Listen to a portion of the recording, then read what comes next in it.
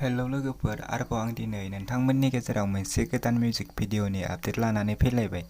नोंथांमोना नैबे गोदान मिउजिक भिडिअनि फुल आपडेटखौ मिथिनो थाखाय नोंथांमोना नैबे भिडिअखौ जोबजासिम नाय। लोगोफोर, नोंथांमोना आंनि चेनेलाव गोदानै फैदोंब्ला आंनि चेनेलखौ साबस्क्राइब खालामनानै गालां आरो नैबे भिडिअखौ मोजां मोनदोंब्ला भिडिअखौबो लाइक शेयार खालामनानै होदो। फैदो लोगोफोर, दिनैनि नैबे गोदान मिउजिक भिडिअनि आपडेटनि सायाव।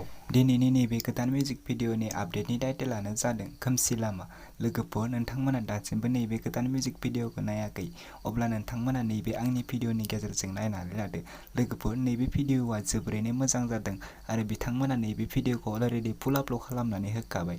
नैबे भिडिअनि कास्टिंआनो जादों सिद्धार्थ बर' आरो हेलेना दैमारि आरो महरथि बर'। लोगोफोर, नैबे भिडिअखौ नायनो थाखाय नोंथांमोना बिथांमोननि इउटुब चेनेलाव थांनो नांगोन।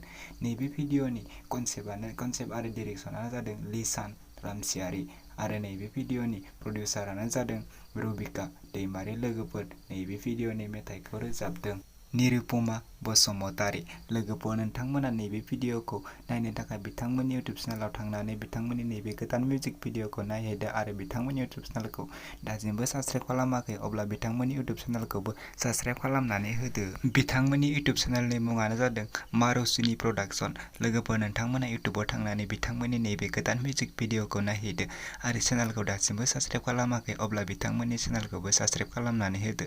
बिदिब्ला लोगोफोर, दिनैनि नैबे गोदान भिडिअनि गुसुं आपडेटआ बेखिनियानोसै। नेक्स्ट आपडेटनि भिडिअखौ आं नोंथांमोननि गेजेराव थाबैनो लानानै फैफिनगोन।